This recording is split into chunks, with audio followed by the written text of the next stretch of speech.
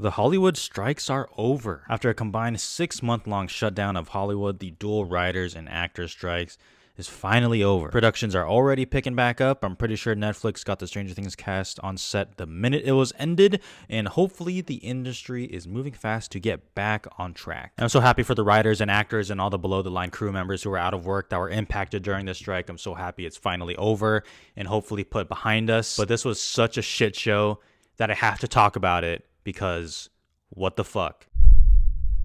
If you've been subscribed to me for a bit, you know that one of my favorite movies of the past couple years is Damien Chazelle's Babylon. And I know everyone's rolling their eyes at people who don't like Babylon, who love to tell me how much they don't love Babylon.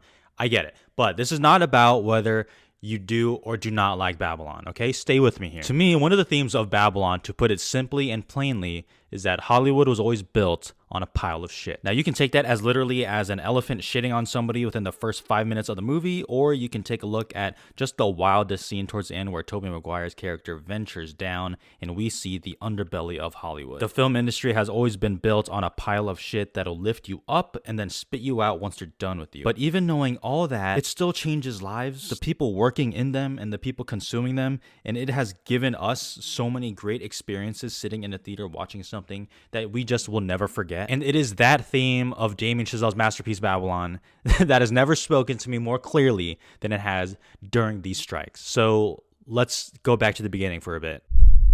On May 2nd, the Writers Guild of America went on strike after negotiations with the amptp fell through. A few months later, on July 14th, SAG-AFTRA also went on strike after failed negotiations, joining their sister union, marking the first time a dual strike was in process since 1960. Now, they're obviously fighting for a lot, both things either specific to their union or things that they share common interest in. But really the main two key points in these negotiations were streaming residuals and protection from AI. Now, you speak to a lot of actors, especially somewhat older ones, and they'll always point to how residuals really kept them afloat between jobs. If you were a part of something successful that brought in money, you participated in some of that profit. Every time your show was on cable or reruns on cable, you would have some of those residuals. I mean, you look at an older show like Friends, and I think the cast has cited an average of $10 to $20 million from residuals alone. Matthew Perry, rest in peace, said that he would just wake up with a text saying how much money he got from those reruns. And hey, I know, he's one of the stars of the show. That makes sense. He makes a lot. Well, if you look at James Michael Tyler, who played Gunther, the Central Park coffee manager, he said how thankful he is for those residuals even after the show was completed. In fact, those residuals were fought for in the strike during 1960. So without those people making that sacrifice, people like James Michael Tyler maybe wouldn't have been able to make a living like that. So throughout the writer's strike especially, I saw people say, okay, so what's the problem? Residuals aren't in place. Why are people complaining? And it's like, well, unless you are my dad, whom I love dearly, but is just not knowing anything about pop culture at all, you know that cable TV is just not the way anymore. Unless you are a sport event, cable TV is just not the same as it used to be. It used to be viewed as this prestigious thing, and streaming's on the side, and now that's really flipped. I mean, just take a second to think about some of the popular shows that have really had a lasting cultural footprint here. Stranger Things, Squid Games, The Bear, Succession, White Lotus, The Idol, just kidding. They're all streaming. But the thing is, I mean, there's no incentive for those people to even do a good job in the first place because they don't even participate in some of the profit that those shows bring in. They don't get any of that benefits from the success of those shows. One scenario that really sticks out to me in particular is with Alex O'Keefe. Alex O'Keefe is the writer of The Bear, and he went to the Writers Guild of America awards show with a negative bank account balance. And then he won. That's insane to me. So it's really important for the writers and actors to get into another pocket of revenue for these negotiations, and I'm happy they were able to do so in some form or fashion. But if you look at the last month or so of the roller coaster ride that was the SAG-AFTRA strike, you know that the main sticking point was with protection from AI. And it's so crazy to see how fast time moves, because just as little as maybe 2 years ago, AI wasn't something that was even on my mind at all. And now it has become a huge talking point no matter what industry you're in. And it feels really stupid that I even need to say this, but stupidity never surprises me here.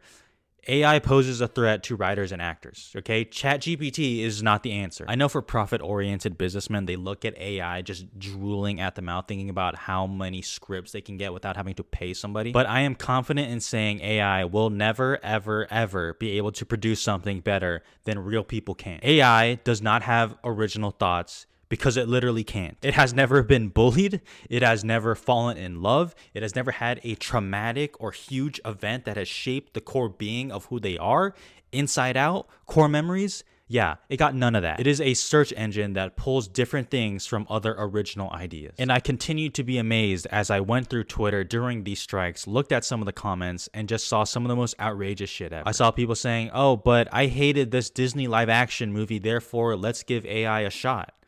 How about you shoot me in the face instead, because that is the worst idea I've ever heard in my life. This is not me saying that every human writer puts out amazing magic gold. There is a wide range of quality within this industry because we are all humans. But if you really think like this, I really just don't know what to say to you. And actors, AI poses a threat to actors as well. AI taking their likeness and putting them in random things, pretending to be them without their consent or knowledge of. I mean, Mr. Beast isn't even an actor like that, and even he was like, damn, bro, this is not okay. Scarlett Johansson is suing against an AI app right now that used her likeness in an ad, and I'm sure she will not be the last person to find that out. In fact, most recently, one of the holdups on the SAG-AFTRA strike was that the amptp wanted to use deceased actors' likeness without consent from the family or estate. That is such a dystopian take. Like, what the fuck did I just read? And that's just talking about the gross moral use of AI. That's not even talking about the quality of it. Hollywood is done for. You might not believe me, but this is AI generated. My brother in Christ, I believe you because it looks like dog shit. Once again, just watch Babylon. It's like, oh wow, yeah, that's a really cool shot. I mean, too bad it's the most iconic shot of the Great Fucking Gatsby with Leonardo DiCaprio, dumbass. I don't know. Maybe I'm being too naive in saying that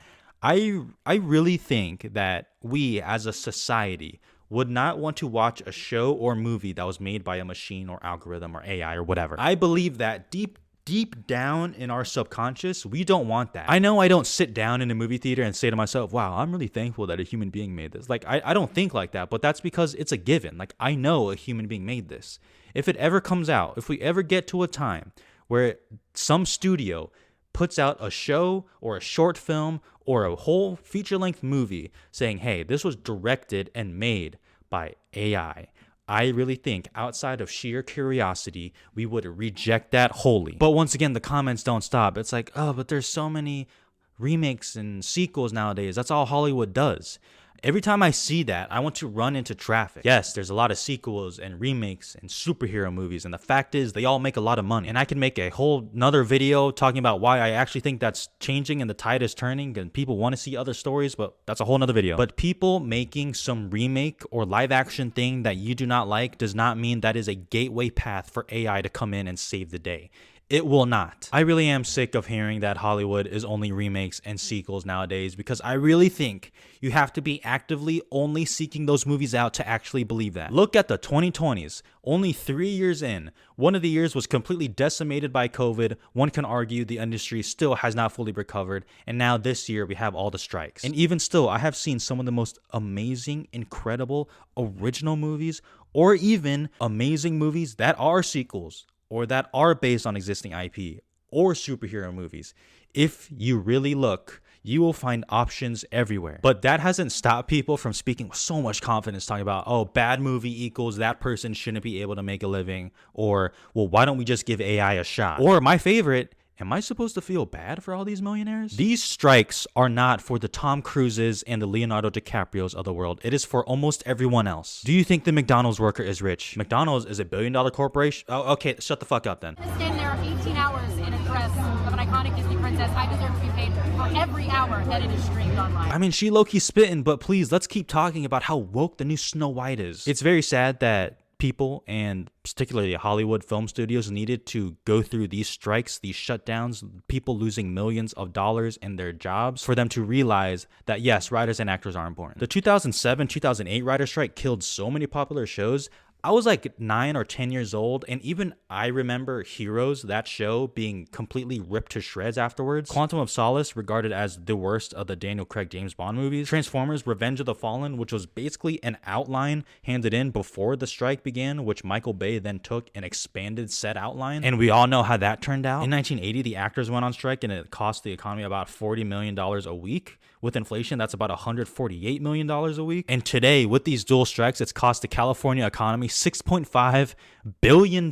It's so crazy because it takes them losing such a huge amount of money for them to realize they should have just paid a actually smaller amount of money in the beginning before these strikes began. Like we could have avoided this. The thing about the COVID shutdown was it was unavoidable. And regardless of what everyone thinks about the decisions here, people are just trying to manage it the way they thought they knew how. These were completely avoidable, and we just let it happen anyways. So fucking ridiculous. And look, you fast forward to today, and I'm so happy that the writers won and got a fair contract that addressed their concerns.